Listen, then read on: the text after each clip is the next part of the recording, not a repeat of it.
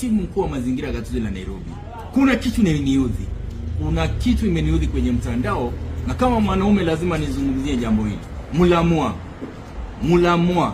Mulamua wakati ulipata demu yako, hata kama hakuwa na meno ukamweka, si vizuri kumwanika, kwa sababu hata yake kupata alikupata huko na demu na akakusaidia wakati huo ulikuwa na hiyo haja ya kuwa na mwanamke. Lingine, unachukua aje nudes? Manze zile picha ulimpembeleza. Yaani kitamba achukua hiyo video ama hiyo picha, yaani hiyo simu bila alipendua akapiga ile picha. Alafu unatumia babake. Unatumia relatives wake. Nimeona kwenye mtandao, I don't know how true it is.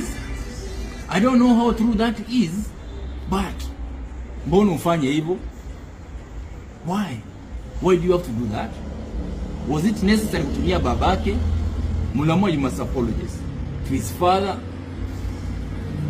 to his sisters and brothers, to his relatives, and to all men, because udem kama alikutumia hizo mapichare na ukanyongare nazo, mbona basi uzitumia wazazi wake?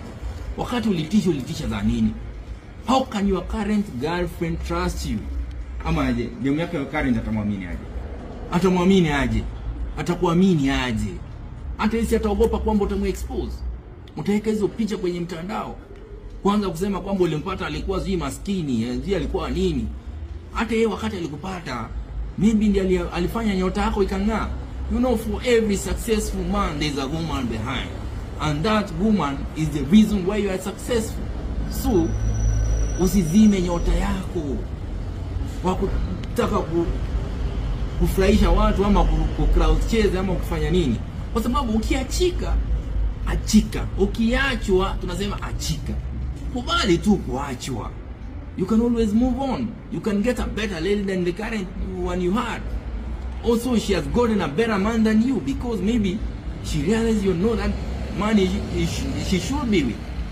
That's why she decided to move on. You also move on.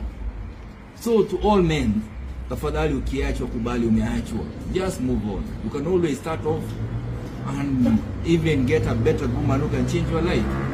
So to Mulamwa, you must apologize to your ex-wife, ex-girlfriend, be it. Kwa sababu watoi wake watapata picha za mama yao kwenye mtandao, hizo nudes, watafeel aje? Atulituma picha za mamake ukaunite mavijana. Unajua nasema ati anatunite, kuna hii unite.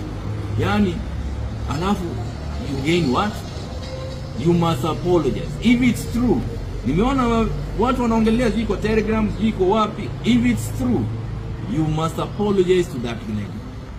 Just apologize to her, because you don't have to shame someone. You don't have to put such photos you requested ukapembeleza hadi akaenda akachukua video akakutumia. Even your current woman will fear sleeping with you when the lights are on. Atakwambia zima kwanza, sababu hata mimi zangu utachukua ukae na exhibit ya kunimaliza ile siku tutaachana. What do you stand to gain? To all men, manze ukiachwa kubali umeachwa. Just move on. Start over again. You can always pick up and make it in a new relationship. Maybe God had a plan. Huyo ndiye atakuwa si bibi yako, mwingine ndiye atakuja kuwa bibi.